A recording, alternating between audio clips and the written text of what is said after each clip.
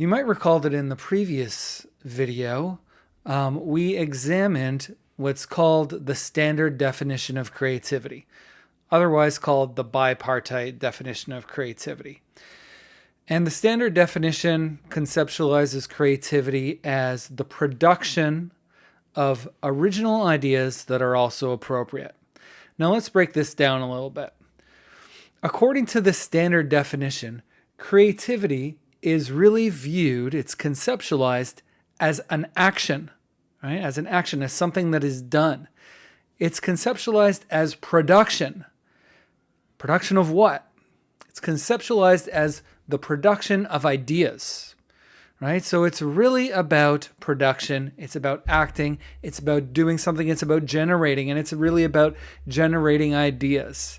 Now, a really important aspect of this definition is that there are defining criteria, right?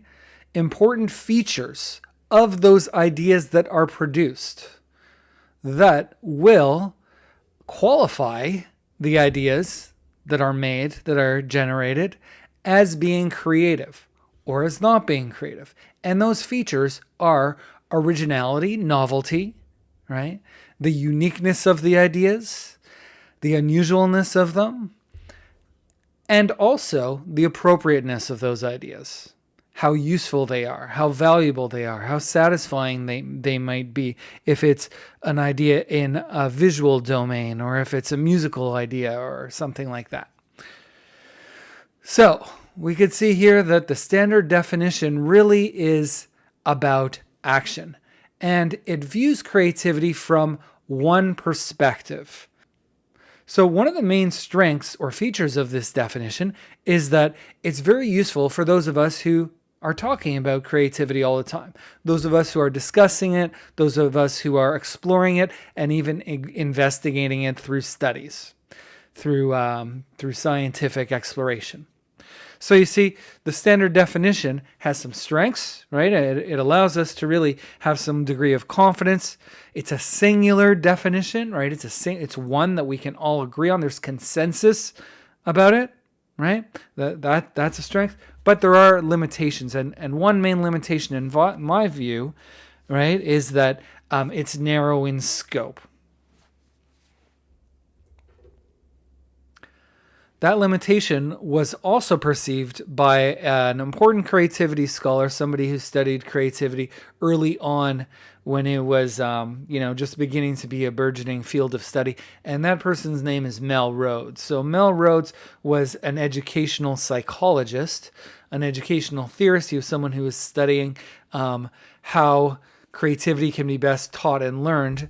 And in the 50s and 60s, he took on this one project where he was searching for definitions of creativity.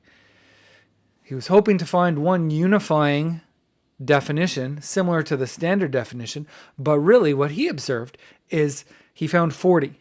Right? He found 40 different definitions, different ways that people who were studying creativity, people who were discussing it, people who had published on creativity, the way that they were defining it, he found 40 different ones.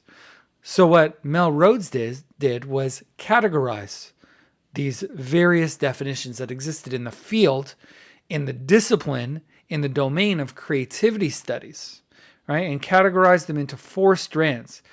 Rhodes found that all of these definitions really were able to be classified in 4 different strands. And each of those strands represented a distinct perspective, a distinct way of looking at or viewing creativity, and also a different place where creativity could be located.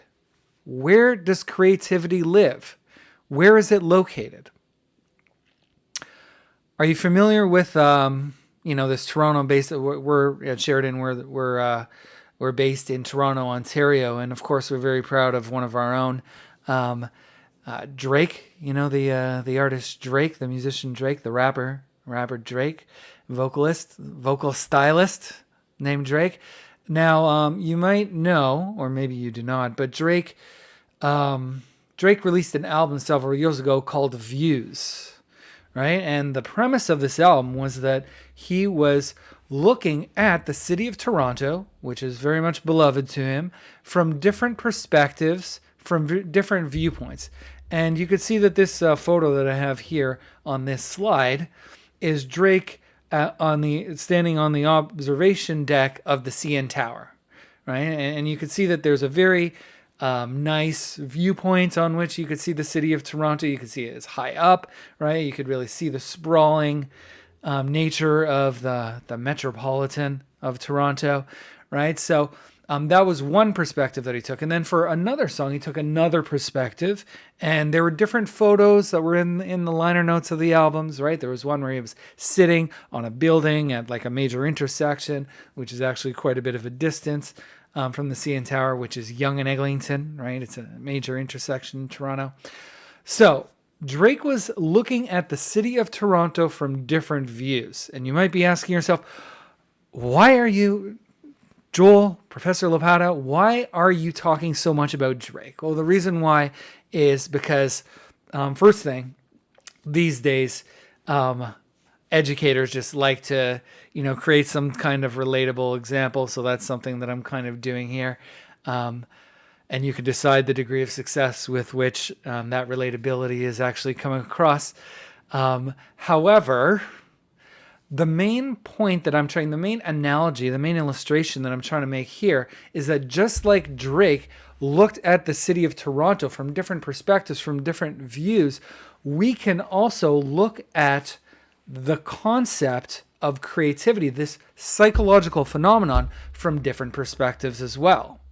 And in exploring creativity, we can look at the different angles from which people look at creativity and the places where creativity is located according to those different perspectives, those different angles.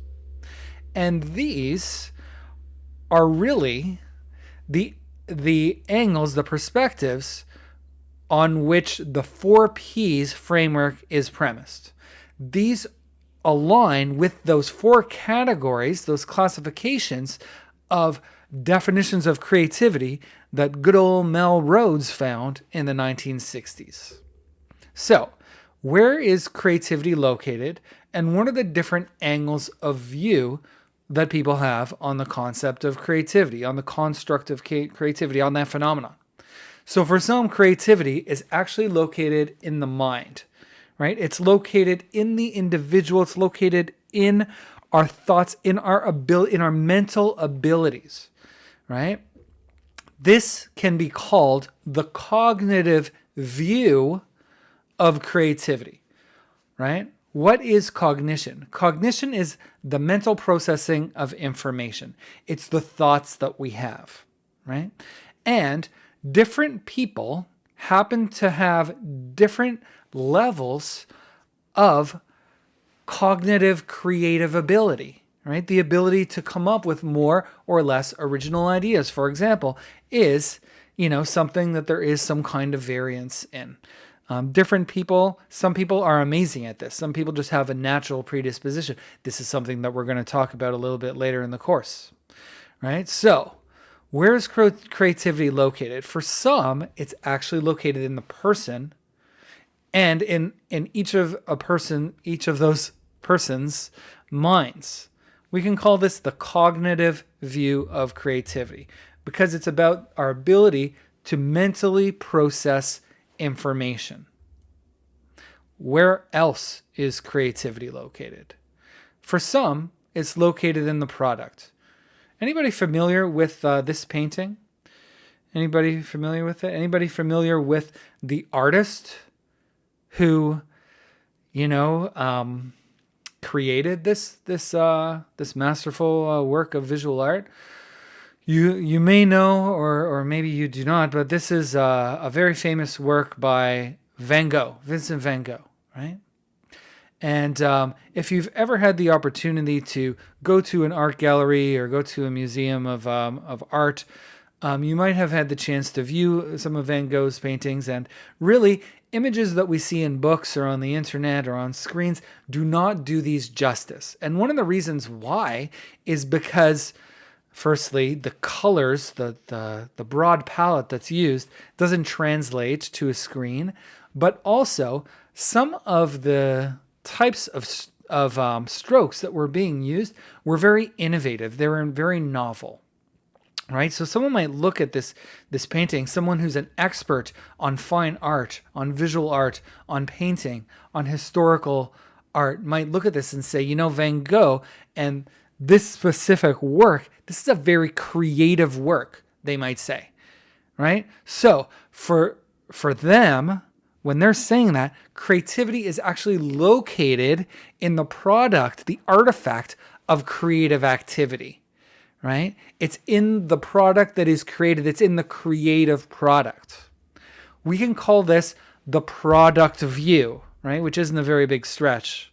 Creativity is located in what is made in the product. This is the product view. So we talked about the cognitive view, where creativity is located in the mind, in the person, in the individual, right over here. Now it's located outside of the individual in the work of art or in the product, in the ideas themselves and how they're actually realized in the world.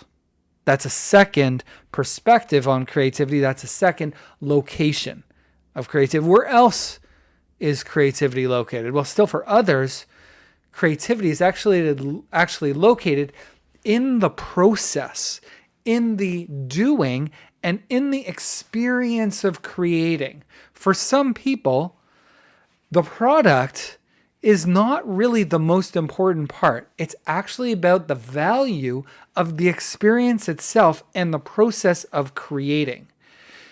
Anybody familiar with this jazz musician who I have here in this photograph on this slide? This is one of my favorite musicians of all time, an absolute genius of jazz improvisation, and especially on the tenor saxophone. This is John Coltrane. Amazing American musician, right?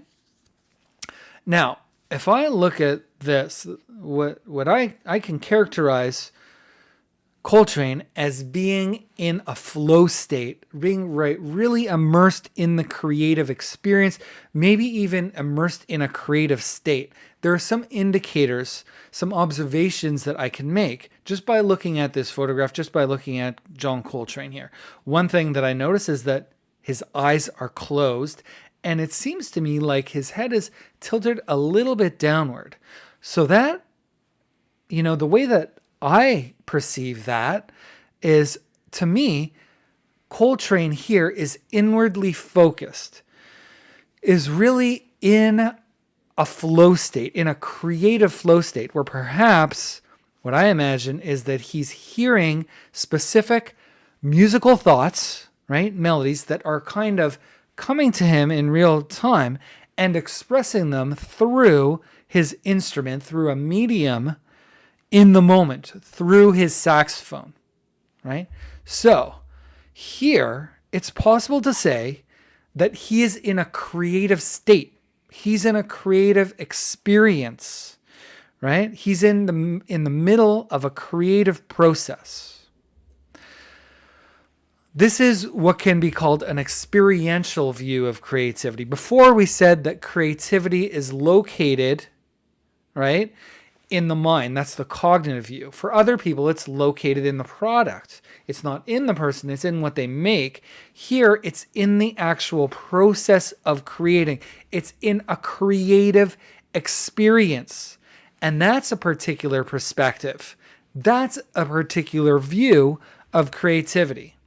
So we've looked at 3 different views of creativity. Let's look at a fourth. This model that we're exploring right now is called the 4 P's of creativity, right? So where else is creativity located? For some people, it's actually located in the spaces in which we are creative, in the spaces in which we do creativity, right? It's in the environment. If you take a look at this photo here, you can see a space, right? An environment that to me looks like somewhere where I'd like to work. This looks like somewhere where I'd like to do creative things in. I happen to find that some spaces are very conducive to creativity. And they have unique features or characteristics that make them more or less, conducive to creativity or supportive creativity. One thing that I like about this space is that it seems to be a lot of natural light. You can see that there's some large windows, right? So there's some natural light. I like that. Also, it's open. I like that it's an open workspace and that they're really tall ceilings. That spaciousness, that's something that, seems to be kind of nurturing and supportive of creativity. That's somewhere where I'd like to be creative. We could say, that is a creative space. And in saying that, creativity is located in the environment, in the context, in the place. And this can be called the contextual or environmental view of creativity. Right? It's about the place. It's about the space that we do creativity in. And some of those places are more creative and some of them are less creative. They're more conducive to creativity. They have features, characteristics that will support our creativity, and some a little bit less so. So you could see we have these different views of creativity. And I made that analogy to Drake's album Views, where he looked at different, the city of Toronto from different perspectives, from different viewpoints, right? Same thing here. We have different views of creativity, and each of those correspond to different locations. We have the cognitive view, where creativity is located in the person, in me or in you. We have the environment view, where creativity is located in the places or the spaces. Right? We have the experiential view, where it's actually located in the process, in the experience, in the engagement states. You might have heard of flow state. That's something that we're going to discuss in this course. And it's also can be viewed as being located in the product, right? There's the product view, right? Where it's located in the product. Now, something that you might observe here is that all of these different locations start with the letter P. They start with the letter P. And, that aligns quite well with our buddy Mel Rhodes's 4Ps model, or 4Ps framework for looking at, for perceiving, and then by extension for discussing and examining and studying creativity. And those 4Ps are person, there's a creative person, creative process, creative product, and the creative place. This creative place is often also called creative press because it speaks to the way that different characteristics of the space or the environment in which we immerse ourselves press in on us and exert influence on us and our own creativity. So, the 4Ps model really widens the scope from the standard definition. It widens the scope so that we can view from different perspectives and not just from a singular perspective. The 4Ps model views creativity from 4 angles and locates creativity in 4 different places. It locates creativity in the person, in the product, in the process, and in the place. And those are the 4Ps of creativity.